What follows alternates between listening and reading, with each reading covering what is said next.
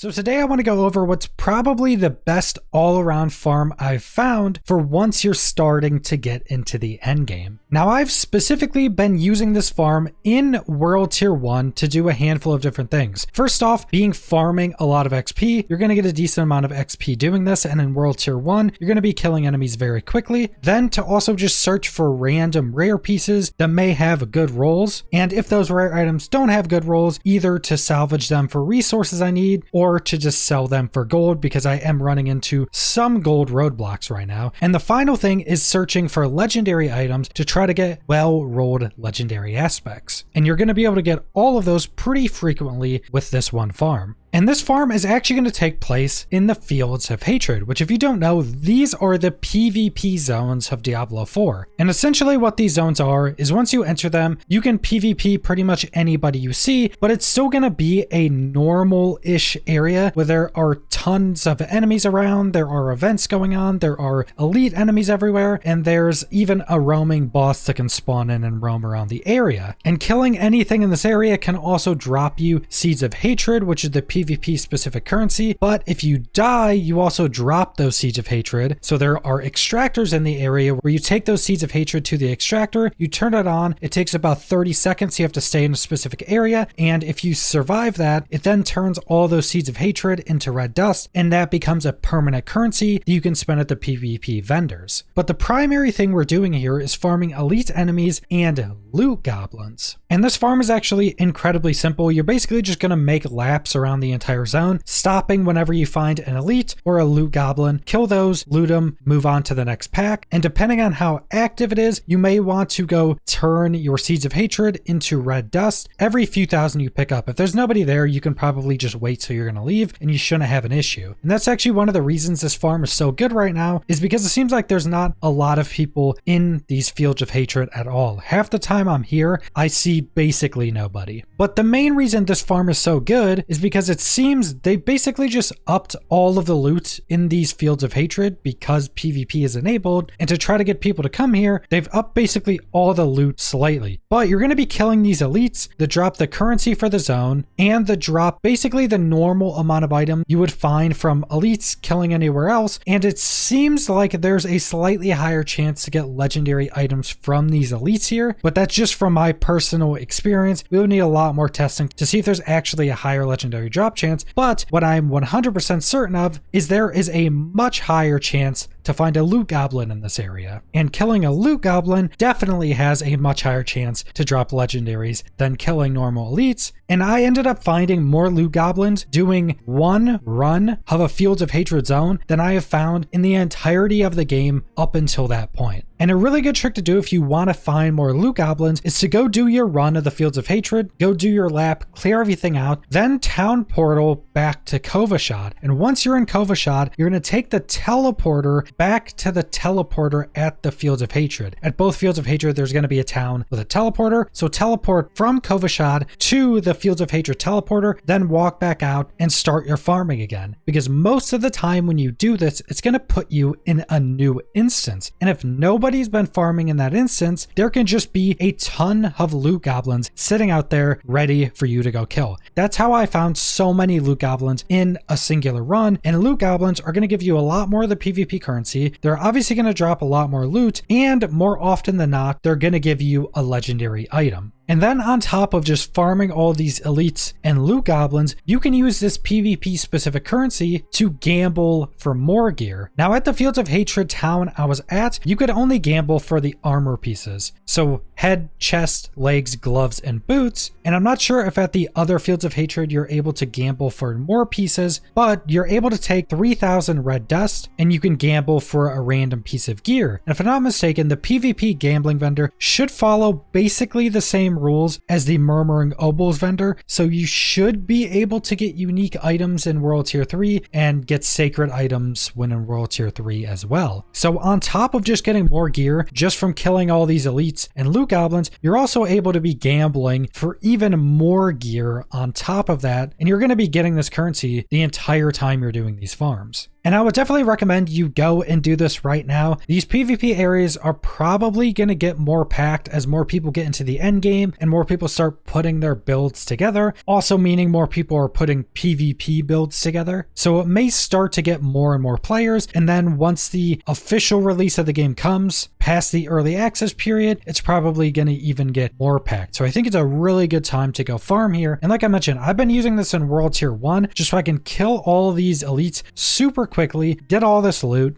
and try to gear up to become much stronger in World Tier 3. And if you're already at that point where you're very strong in World Tier 3 and you can come here and kill these elites effectively, just go into World Tier 3. That's going to be much better for you because then you're also going to be able to get unique and sacred items from doing this farm as well. But that's all I want to go over, so thanks for watching.